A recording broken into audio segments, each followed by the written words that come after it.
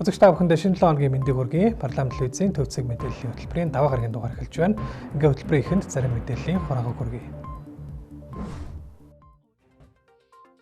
Ерөнхий сайд эх орондоо үйлдвэрлэсэн бараа бүтээгдэхүүнийг төрийн худалдан авалтаар дэмжих шийдвэр гаргалаа. Шинэ төв цэвэрлэх байгууламж ашиглалтад ороход бэлэн болжээ. Монголын өмгөөлөгчдийн холбооноос өмгөөлийн хамгааллын аяныг орон даяар эхлүүллээ. Бүгд найрамд гарчсан Солонгос ард улс баллистик пуужингийн туршилт явуулав. Болгарын сонгуульд ерөнхийлөгч асан Румен Радевийн тэргүүлсэн эвсэл ялалт байгуулах магадлалтай байна. Бээжингийн марафоны үеэр хүн дүрс дропт дэлхийн шинэ дэд амжилтыг тогтоожээ. Эхний мэдээ Монгол Улсын засгийн газраас үндэсний үйлдвэрлэгчтэй бодитоогоор дэмжих эдийн засгийн бие даасан байдлыг бэхжүүлэх чиглэлд нэгэн томоохон шийдвэрийг гаргалаа. Энэ бол Made in Mongolia буюу эх орныхоо хөрсөнд үйлдвэрлэсэн бараа бүтээгдэхүүнийг төрийн худалдан авалтаар тэргүй ээлжинд дэмжих шийдвэр юм а.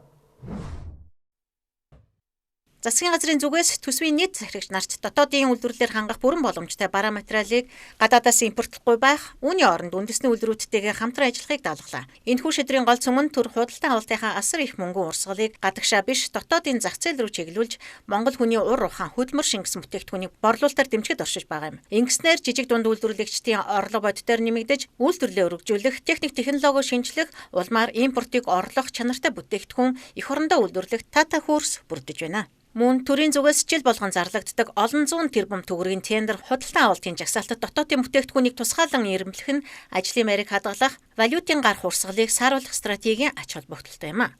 Жижиг дунд үйлдвэрийн бүтээгдэхүүний борлуулалтыг төрийн худалдан авалтаар дэмжих, энэ эх оронч худалдан авалтыг дэмжих энэ тогтоол бол цаг үе олсон тогтоол юм а гэж үзэж байна. За өмнө жил бол өвөр Монголд зохион байгуулагдсан Хятад Монголын экспогийн үеэр хүн сүдэн аж ахуй яамныхантай хамт би явсан. Тэгээ тухайн үед бол яг энэ жижиг дунд үйлдвэрлэл эрхлэгч нар үүсгэлэнд оролцсон. За тухайн үед бол үнэхээр одоо манай дотоодын үйлдвэрлэгч нар жижиг дунд үйлдвэрлэгч нарын бараа бүтээгдэхүүн бол олон улсад өрсөлдөхүйц болсон юм билээ. Тэгэхээр бид үнэхээр бас дотоодынхоо үйлдвэрлэл эрхлэгч нарыг дэмжиж чадвал биднэрт асар их одоо потенциал боломж бол байгаа. Тэгээ тэрнээс биш дандаа одоо импортоор аваад худалдан авалтыг дэмжиж байх юм бол энэ төсөвтч тийм эргээр нөлөөлөхгүй.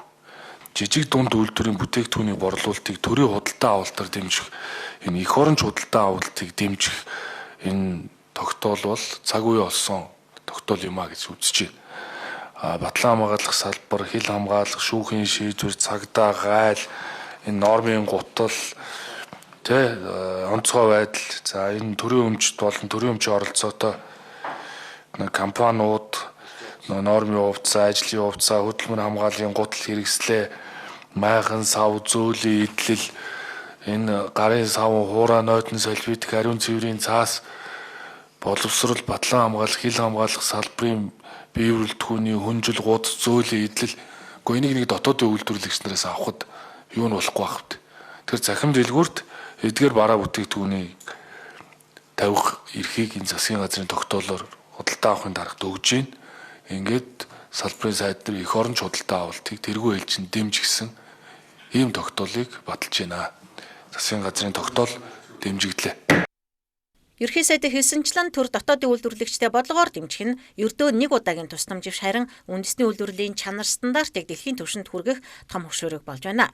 Шийдвэр хэрэгжиж эхэлснээр төрийн байгууллагууд албан хэрэгцээний тавилга дүрм тувцас хүнсний бүтээгдэхүүнээс эхлээд дэд бүтцийн зарим материалуудыг ч үндэсний үйлдвэрлэгчдээс авдаг болно. Энэ нь хувийн хвшлийнхэнд итгэл дөрвүүлж Монгол улсын эдийн засгийн дархлааг чангалах Made in Mongolia аяны бодит үрдэн болон гарна гэж засгийн газар үзэж байна.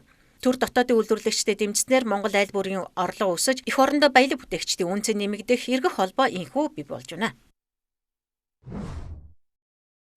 Нийслэл хотын хөгжил бүтээн байгуулалтын томоохон ажлууд болон иргэдийн амьдрах орчныг сайжруулахад чиглэсэн хоёр гол төслийн явцын талаарх дэлгэрэнгүй мэдээллийг хүргэе.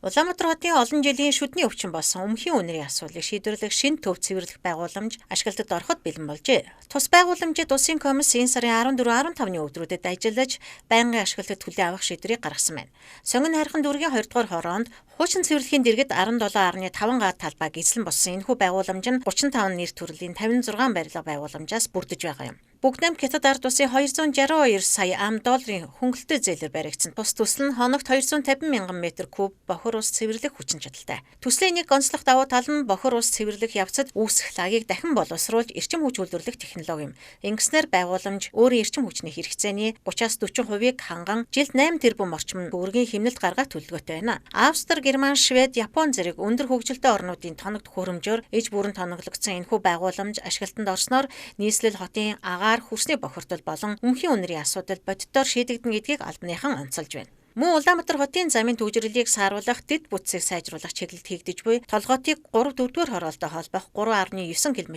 автозамын ажил төгсгөлийн шатанд орлоо. Нийслэлийн төсвийн 74.2 тэрбум төгрөгийн хөрөнгө оруулалтаар 2022 онд хийсэн энэ бүтээн байгуулалт өнөөдрийн байдлаар 90% гүйцэтгэлтэй байна. Хэдийгээр замын зорчих хэсгийг өнгөрсөн намар нээсэн ч дуусаагүй байсан явган үний зам, гүрэн байгууламж болон гэрэлтүүлгийн ажлууд энэ хавраас эрчимтэй үргэлжилж байна. Нийслэлийн замын хөгжлийн газраас мэдээснээр замын нийт ажлын 40 гаруй хувийг цахилгаан, дулаан, цэвэр усны шугамын нарийн төвөгтэй угсралт эзэж байгаа бөгөөд эдгээр нь 85% гүйцэтгэлтэй байгаа юм. Оршин суугчдын хүсэлтийн дагуу 4 байршилт гэрлэн дохиотой явган үний гарц, 2 байршилт уулзуур шинээр нэмж байна. Тус замыг гэмтэл суугах судлалын үндэсний төв рүү буух гүүрэн байгууламжийн хамт ирэх 7 дугаар сарын 10-ны өдөр буюу улсын баяр наадмын өмнө бүрэн дуусгаж байнгын ашиглалтанд оруулахаар төлөвлөжээ. Монголын өмгөөлөгчдийн холбооноос өмгөөлийн хамгааллын хэмээх айныг орон даяар өнөөдрөөс эхлүүлж байна. Тус айн нь хүүхдийн эсрэг гэмт хэрэг, тэр дундаа өсвөр насны хүүхдүүдийн дээрлэхэлд дарамт хүчирхийллээс урьдчилан сэргийлэх, сурагчдад зөв хүмүүжил төлөвшил олгох зорилготой юм а. Яг өсвөр насны хүүхэд гэдэг ямар онцлогтой вэ? Тэдэнтэй ямар харилцаатай байх ёстой вэ гэдэг талаас нь өсвөр насны буюу одоо 30 орчим сургуулийн дунд ангийн хүүхдүүд дээр энэ сургалтыг зохион байгуулж байгаа.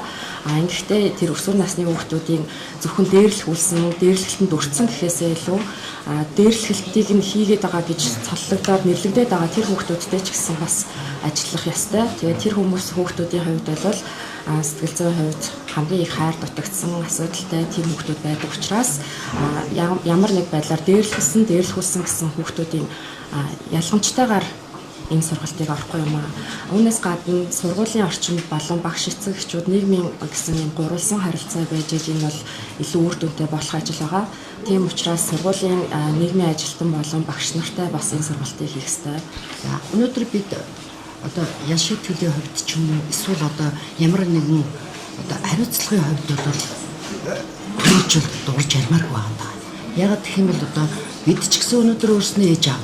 Тийм учраас нийгэмд энэ цочроод байгаа нийгэмд хамгийн одоо энэ тэргуунд бидэнд хэрэгтэй байгаад байгаа энэ үеийнгийн дээрлэхэл гэдэг асуудал дээр тэр дээрлэхүүлчихэд байгаа хүүхдүүдийн сэтгэл зүйг засах дээрлэхэлд үйлдээд байгаа тэр хүүхдүүдийн сэтгэл зүйг засах энэ асуудал дээр одоо 2026 оны 4-р сарын 23-ны өдөр одоо тухайн орон нутгийн одоо аймаг орон нутгуудын одоо Улаанбаатар хотын бүх одоо төрийн болон одоо хувийн байгууллагууд гэмтэргээс урьдчилан сэргийлэх одоо төв хэлцүүд одоо ингэж нэгдсэн журмаар ингээд яг тухайн өдрөө одоо хичээл сургалтуудыг орно.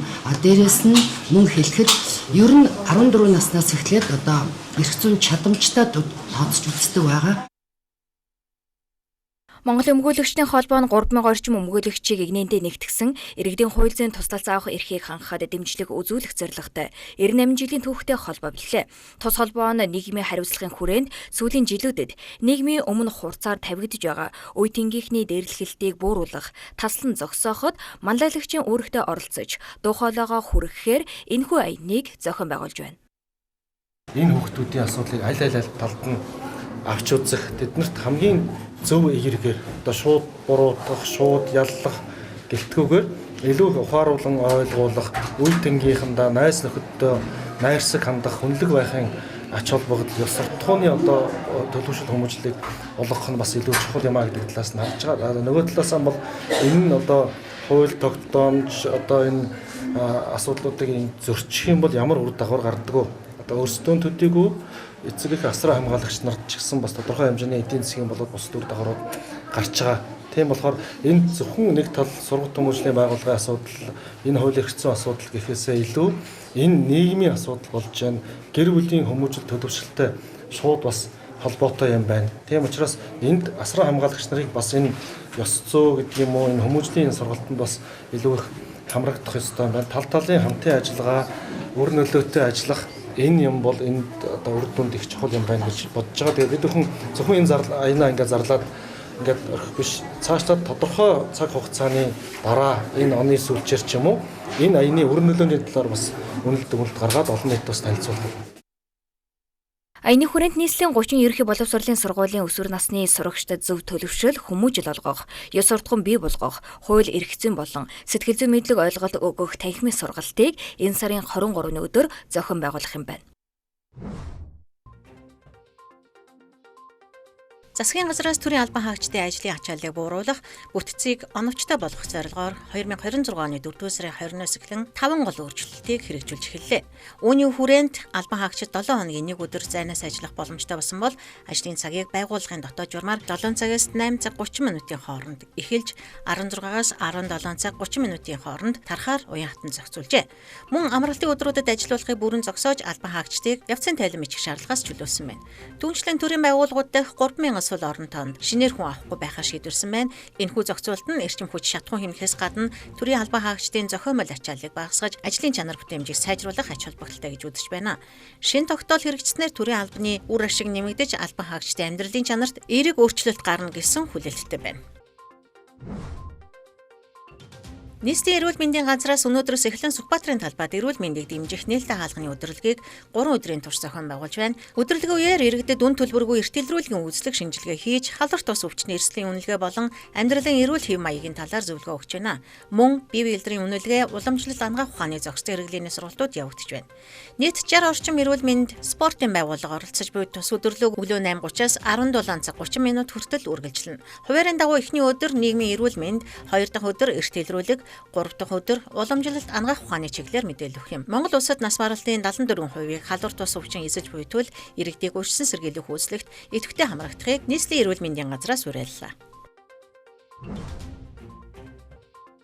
Сүүлийн өдрүүдэд өргөн хэрэглээний бараа тэр дундаа хүнсний бүтээгдэхүүний үн мэдэгдэхүйц нэмэгдэж иргэдийн амжиргаанд дарамт болж байна. Урилан бүтээгдэхүүний үн 15-аас 23%-аар буюу 300-аас 400 төгрөгөөр, үхрийн махны үн ганцхан сарын дотор 8,000 орчим төгрөгөөр нэмэгдэж килограмм нь 36,000 төгрөгт хүрчээ. Үнийн энэхүү өсөлтийг худалдаа эрхлэгчид ойролт орондын нөхцөл байдлаар шалтгаалсан шатхууны үнийн өсөлтөй холбон тайлбарлаж байна. Сүүлийн 5 жилийн статистикийг харуул төмс 124.1%, гурил 111.5%-аар тус өссөн байна.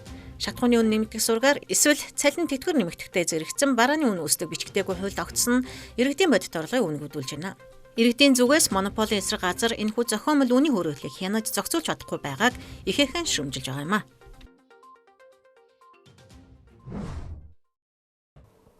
Үзэгч та бүхэндээ дотоод үйл явдлын мэдээ хүргэлээ.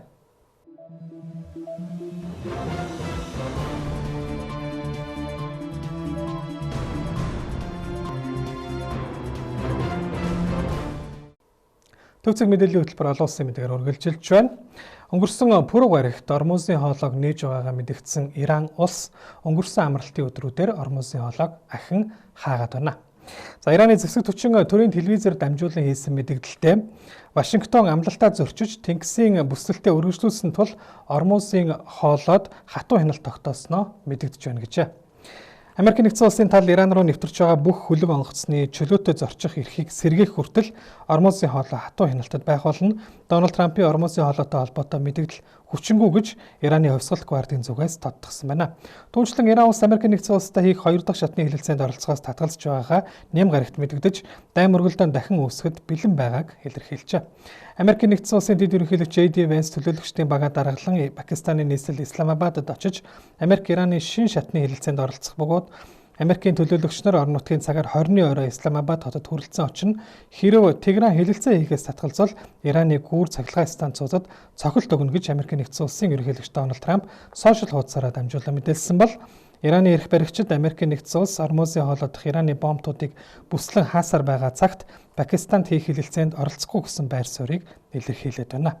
Нямгарагт мөн Америкийн нэгдсэн улсын тэнгисийн цэргийн хүчин Оманы буланд Ираны ачааны хөлөг онгоц руу гал нээж саатуулсан бол Ираны цэргийнхэн Америкийн нэгдсэн улсыг гал зогсоох хэлэлцээрийг илт зөрчсөн хэмээн буруутгаж хариу арга хэмжээ авахаа мэдэгдсэн байна.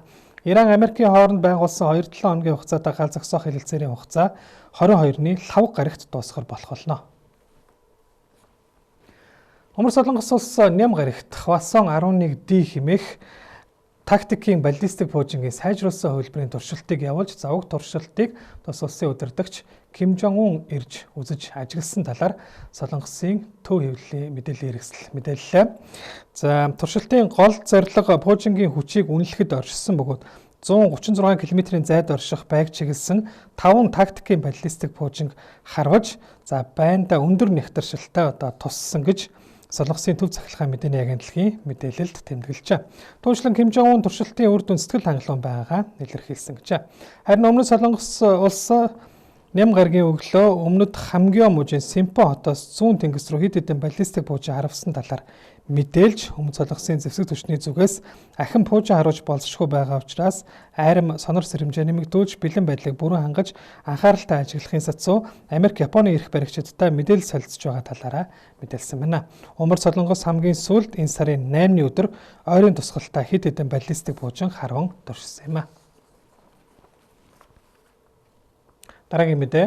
Нямгарагт Болгар улсад парламентын ээжид бус сонгуулийн санал хураалт боллоо. Сонгогчдын дунд явуулсан судалгааны дүнгээр тус улсын ерөнхийлөгч асан Румен Радевын тэргүүлсэн зүүн төвийн үзэлт дэвшилтэд Болгар эвсэл сонгуульд ялалт байгуулах өндөр магадлалтай байна.